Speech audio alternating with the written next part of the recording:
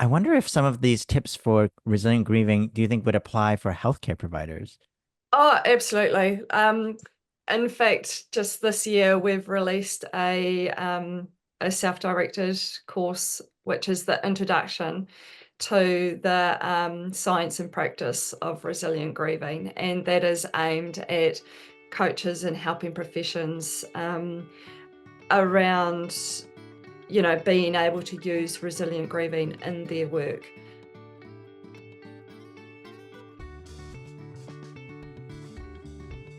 Hi, I'm Xian Xiao. And I'm Sammy Winemaker. Welcome to the Waiting Room Revolution podcast. Today, we are excited to welcome Tilly Stevens to the show. She is all the way from New Zealand, and she's a health and well-being coach who works for Coping with Loss, an international organization. So, Tilly, welcome to the show. Kia ora. Thank you for having me. This is a real honor for me, so thanks. What is palliative care like in New Zealand? And I'm just curious, do people die in hospices, in hospitals, at home? What are the challenges you face?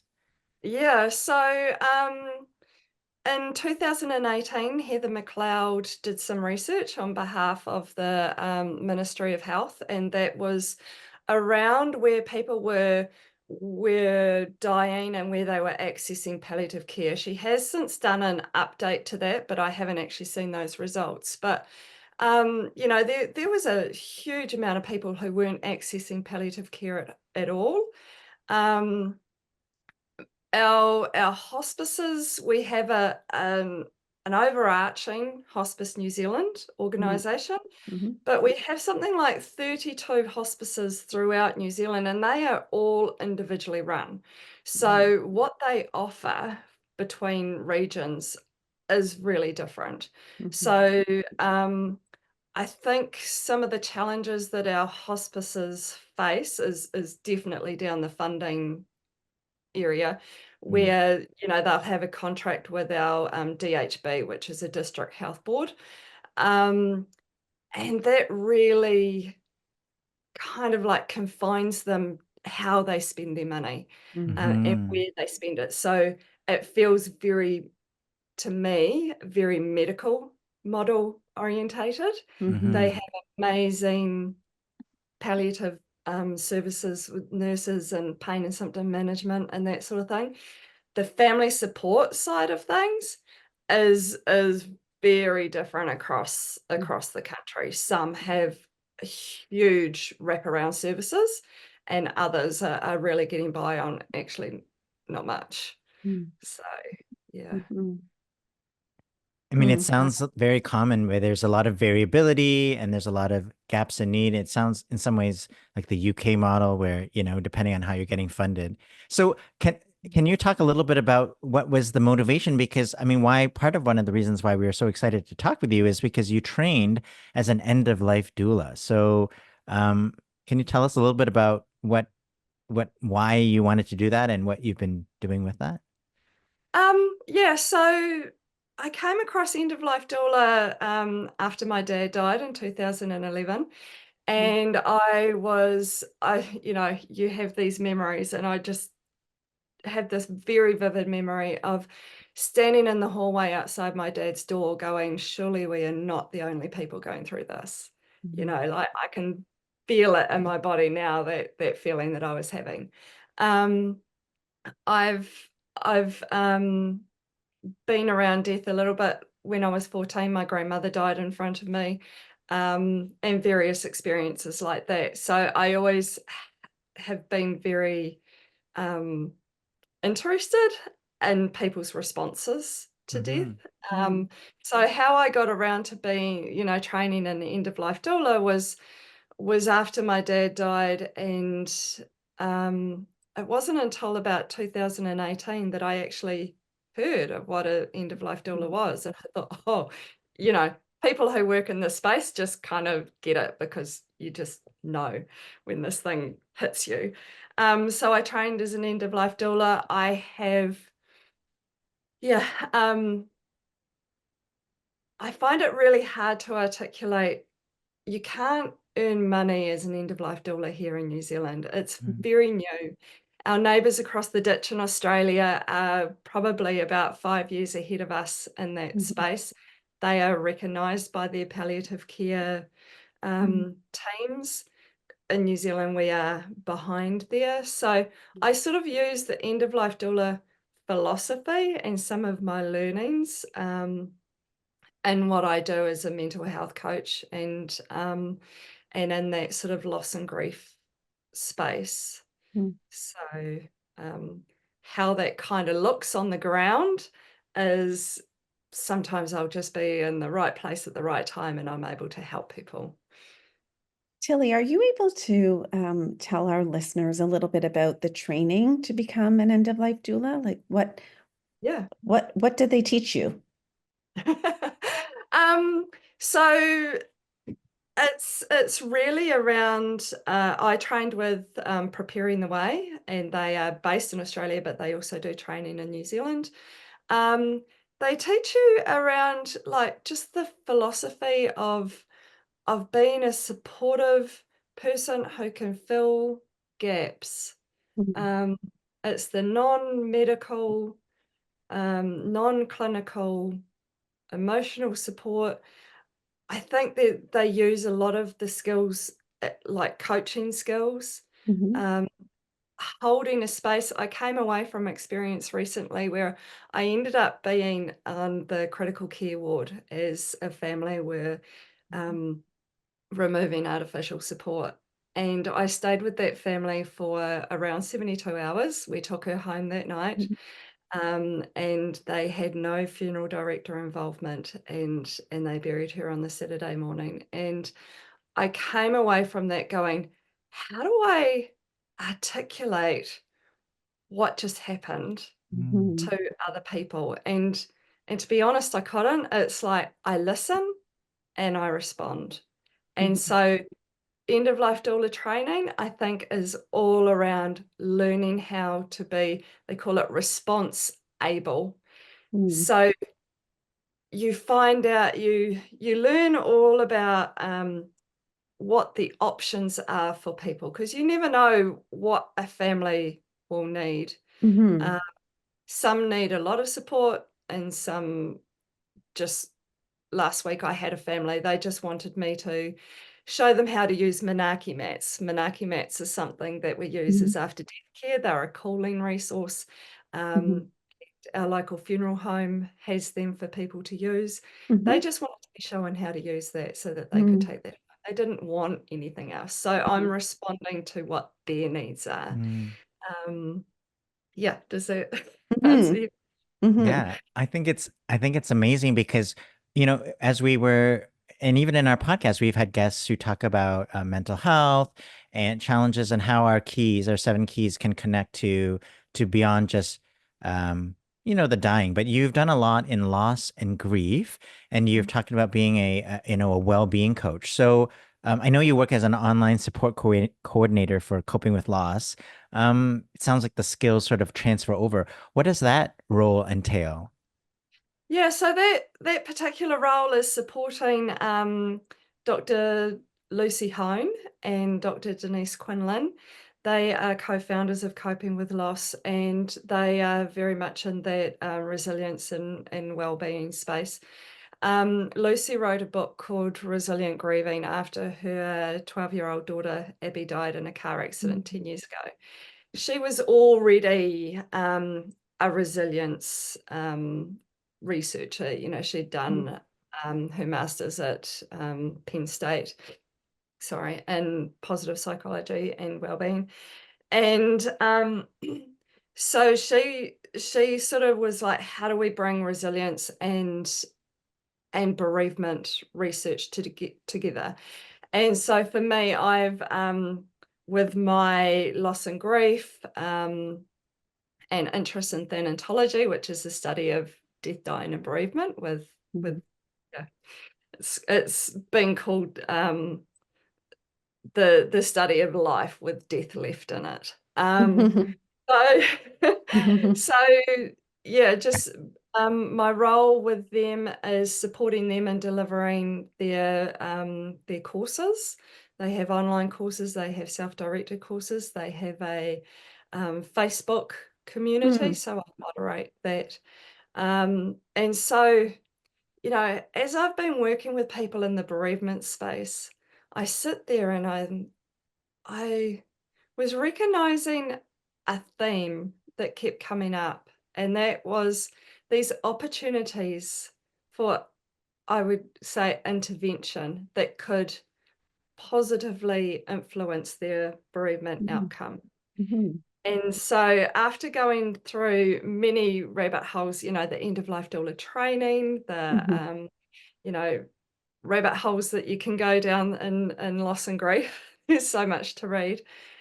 I came to your work. I got introduced to your work last year by somebody, and I just, the moment I picked it up, it's like, this is one of my jigsaw pieces. You know, this is what I want to be able to weave into my work. So if you can imagine kind of like a timeline where you've got, you know, living well through to bereavement.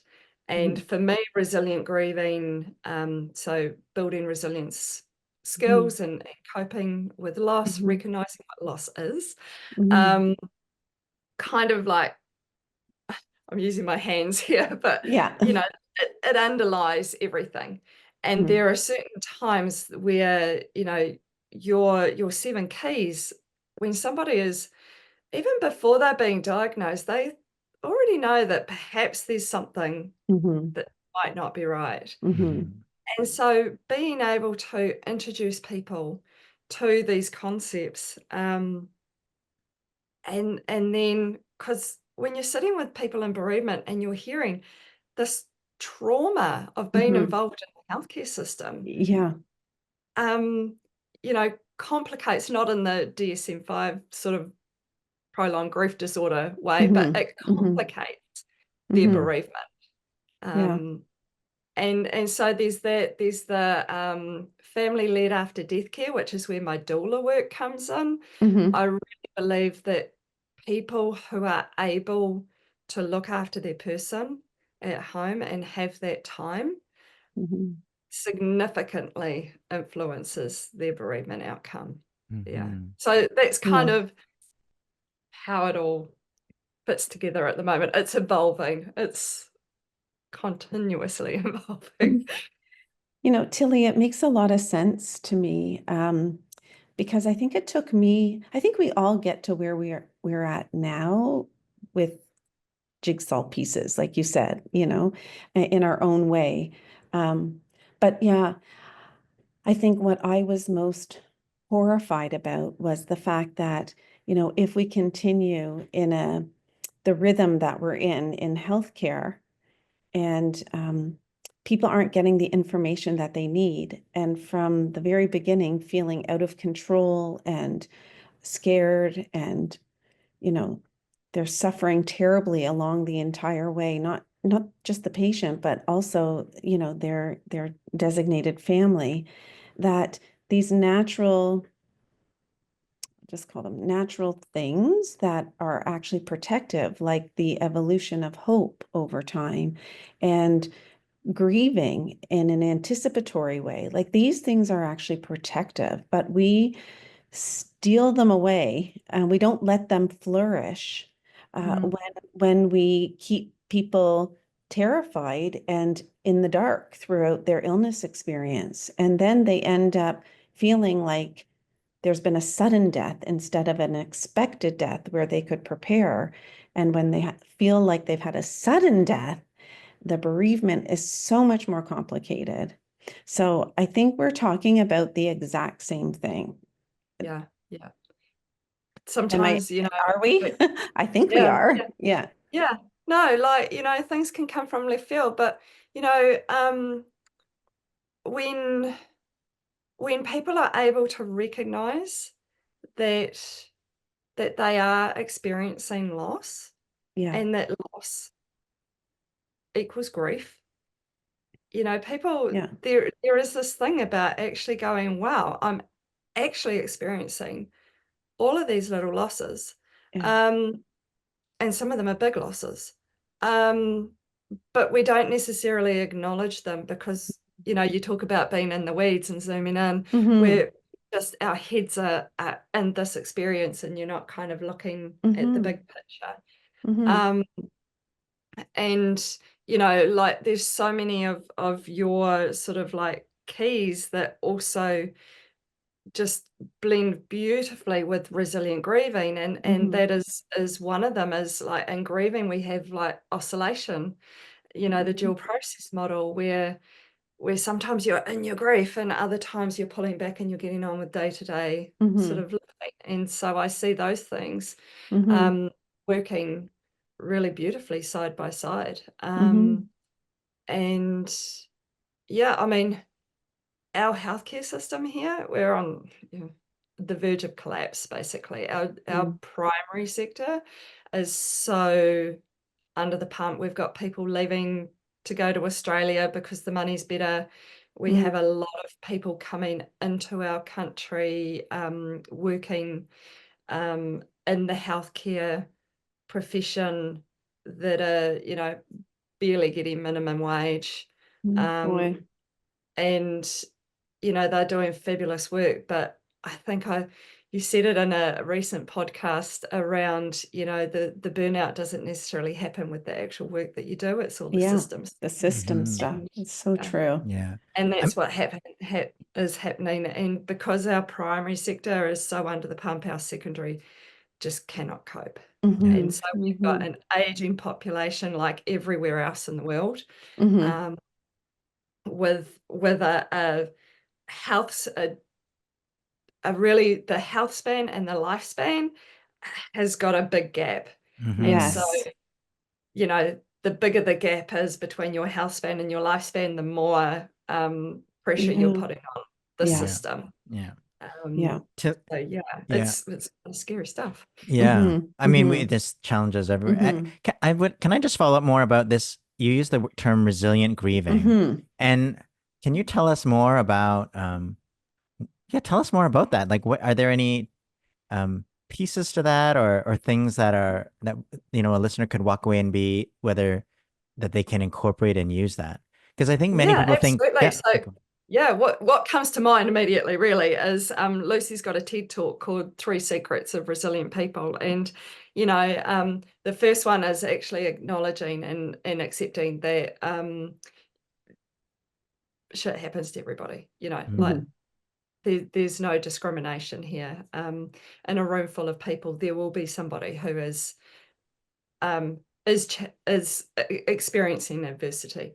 And then also she talks about like the helping or harming. Is this helping me or is this harming me? And you can use that in so many different contexts, from being invited to go somewhere and it's like, I don't know whether that's a good idea for me.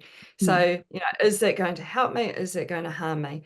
Having a plan, if you decide, I'll go somewhere, I'm going to spend half an hour there and then I'm going, because anything after that is going to be harmful.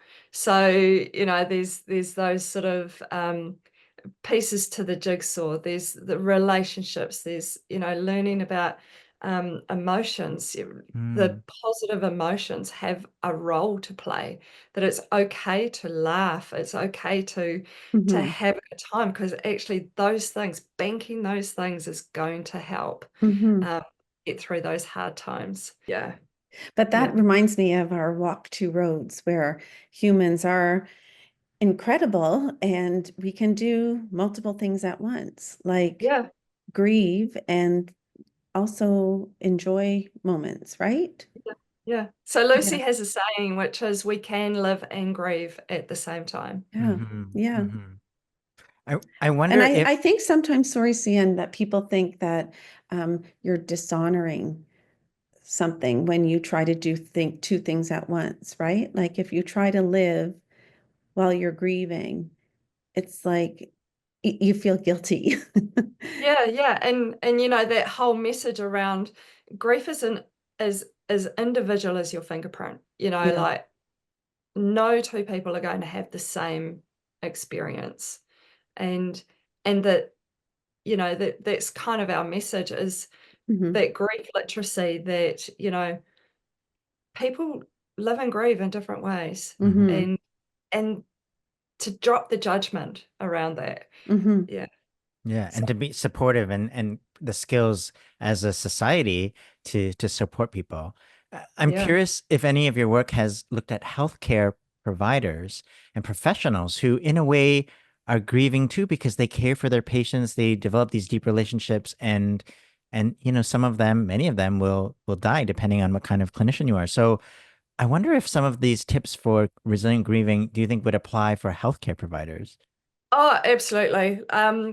In fact, just this year we've released a self-directed course, which is the introduction to the science and practice of resilient grieving, and that is aimed at coaches and helping professions around, being able to use resilient grieving in their work. Often it's like how I use your work. Sometimes it's being able to weave in these themes and questions around those things. Because I've got one person at the moment who she won't read a book, she won't listen to a podcast, but how do you introduce them to this work? And so that's what we've done with the science and practice of resilient grieving, is trying to open this up to coaches and helping professionals so that they can weave it into their work. And they, because it's the workbook and that sort of thing, you have to do a little bit of work on yourself Mhm. to be able to then use it with other people. And so, yeah, we've had a number of sort of comments about, well, I just learned something about myself, and Mhm. here I am working through something that I didn't actually realize Mhm. needed to be worked through. Yeah. Mhm. Mhm. How has the content of our work landed, integrated into your work? Well, it's very much been trial and error, that Mhm. whole treat yourself as your own experiment sort of thing. Mhm. Um, I'm constantly sort of aware of, when I'm talking to somebody and something will be like, oh, that's that. And then it's like, how do I introduce this Mhm. into to this person in a way that this person is going to Mhm. benefit from it, Mhm. and hopefully take it further. I I've got a family relation who I popped in one day and visited, and they'd just come back from an appointment at the hospital, and her partner has got multiple things going on, and we just got chatting, and I sort of introduced the whole walk two roads sort of thing, and Mhm. and that was a very new concept for them, because Mhm. um and I think the other part of this is that they all merge in together. So there's not like walk two roads and zoom in and out, Mhm. and Mhm. they all kind of intertwine. So, there was very much a thing around knowing your style, because he didn't want to know anything and she wanted to know a lot, because she's sort of like, well, I'm the one who's going to be left behind, and I don't want to Mhm. be sitting there going, I wish I had done Mhm. Mhm. this, I wish I had done that. So I called back in not long ago, and she just said it has changed their experience, Mhm. like, unbelievably. Mhm. They feel in control. Mhm. She's getting the information that she needs. Oh, good. He's as in the dark as he wants to be. Right? Um, It's a but style. yeah, that's his style. And like, we have to remember that people come to these journeys with a lifetime Mhm. of stuff. So there's been a Mhm. whole Yeah. lifetime of that's been his coping mechanism. Yeah. Mhm. Uh, whether we think it's right or wrong, it's Yeah. what's kind of worked for him. Um, and and they were in a meeting not long ago where they had a number of different specialists involved, and that whole connecting the dots not assuming that one person knew was talking to this team and that sort of thing. And in fact, one of them even, like, she went to ask a question and he put his hand up and he's like, I haven't finished. And she was like, whoa. And so she's like, okay, I'm going to customize my order. Tilly, I'm impressed with how much you know about the 7 keys, actually. It just rolls off your tongue. I was saying before that I've gone down a lot of rabbit holes, and for a couple of years I was incredibly overwhelmed by all of this stuff and couldn't figure out my big picture.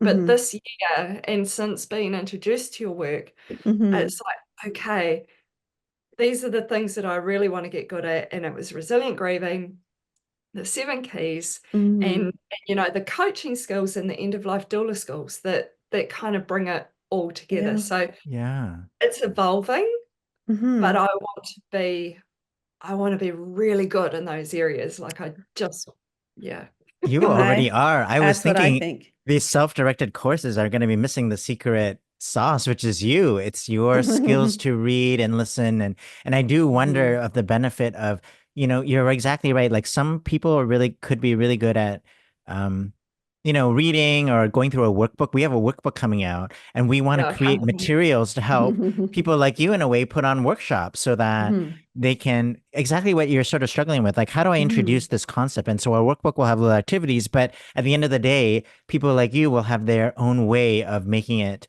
their style and knowing how to connect with the person, and the groups that they work with so that, they make sense. And at the end of the day, there's no secret to how you connect with your patients, really. That is a special gift. That's what is beautiful about, being at the bedside that Sammy does every day and you do with your clients. So I think, I guess I'm just curious is the question, as if there was a workbook and a sort of some materials that would, as like a facilitator guide, would that help you? I mean, because maybe you've already kind of figured it out. You naturally know how to do that with your coaching skills. Oh, well, I can only talk for me, but I think that, coaches and people, like, I love learning.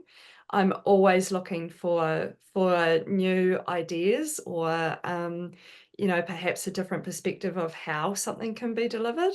I think the sharing of people's experiences is really valuable.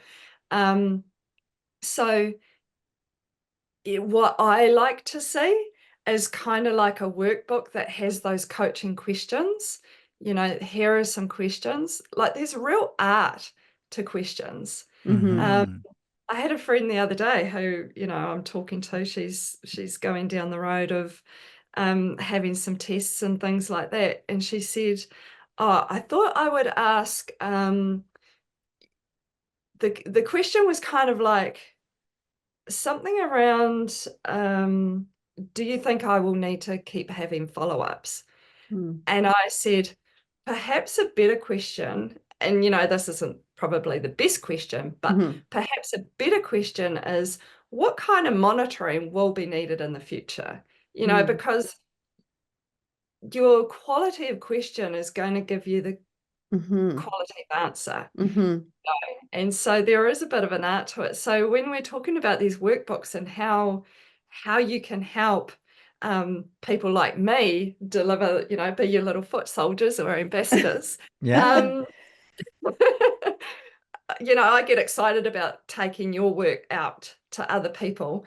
Is around, like, here are some cool questions. And even perhaps like a little case study, like not too long because I hate lots of reading, but and then that opportunity, I think, for connection where people who are using this can connect in a way and say, oh, I used it with this person and this is how it landed. And having some kind of like peer mentorship or peer feedback, I think would be super valuable for somebody like me. Yeah, I mean, we've already written it, so but Yeah, the good news is, no, it's affirming because we did include ways to ask questions, and we also included what are some of the most frequently asked questions from people about the 7 keys and operationalizing them.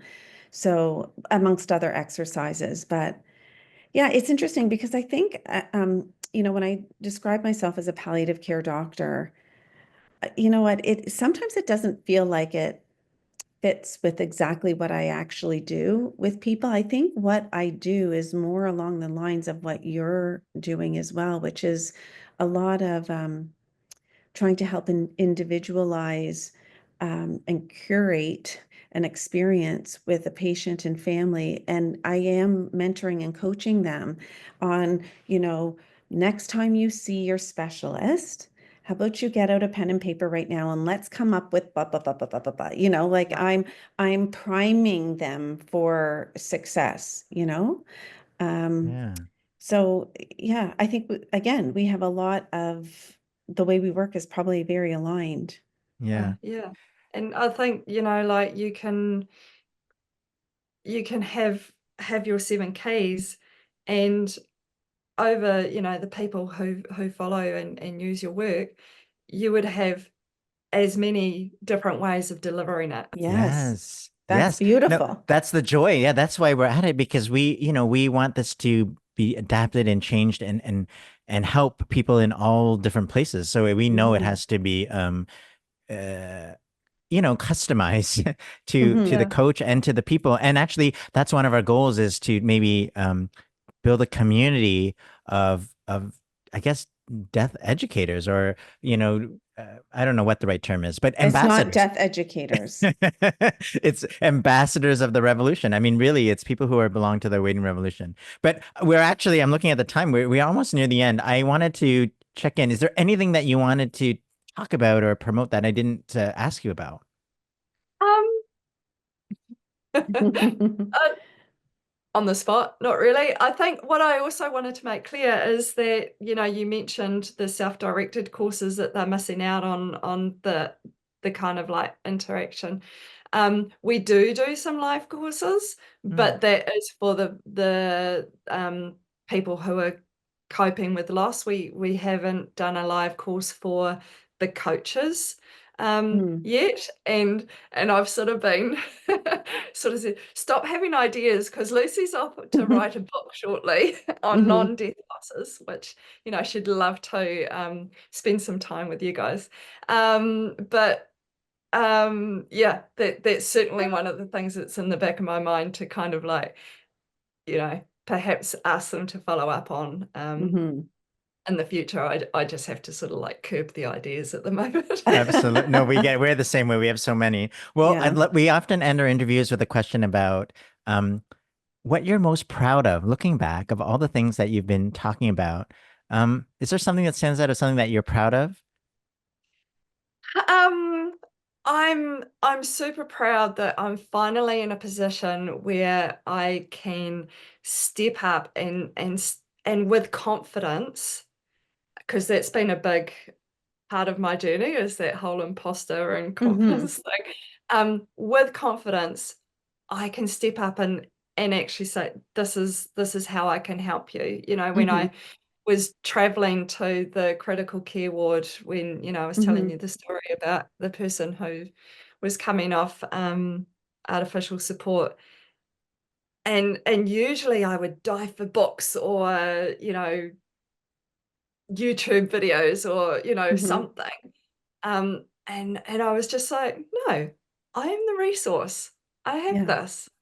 And Mhm. just allowing that space um allows some magic to happen. Yeah. You will always be the best medicine and intervention for the people that you meet. Mm. Yeah. Without Yeah. having another end goal in mind. Yeah. Um, And if we can come across with bringing us, mhm. and not sort of like, you know um all of the research and the books and the citations, Mhm. which Mhm. which is disconnecting, That's for then CN as a yeah. researcher. Tilly, it Yeah. has been wonderful to talk to you. Thank you so much for joining us all the way from New Zealand. Oh, thank It you. was a pleasure. Yeah. I'm waiting for So- you to say, come visit. Well, of course you can come visit. Okay, sure. Next week. Just kidding. It Canada's was on my list too. okay. Well, we will do a swap, but then we won't Yeah. cross paths. So let's not do that. We'll visit each other. Yeah. Anyway, great So- to meet you, Tilly. Thank you so much. Keep up with the awesome work. Yeah. Hey, thanks for listening. Don't forget to rate, review, and subscribe if you haven't already. Visit our website, waitingroomrevolution.com, for more information, to join our newsletter, and to check out our book, Hope for the Best, Plan for the Rest. This podcast is produced by myself, Kayla McMillan, Shilpa Jyoti Kumar, and Maggie Sivek. And our theme music is Maypole by Ketsa.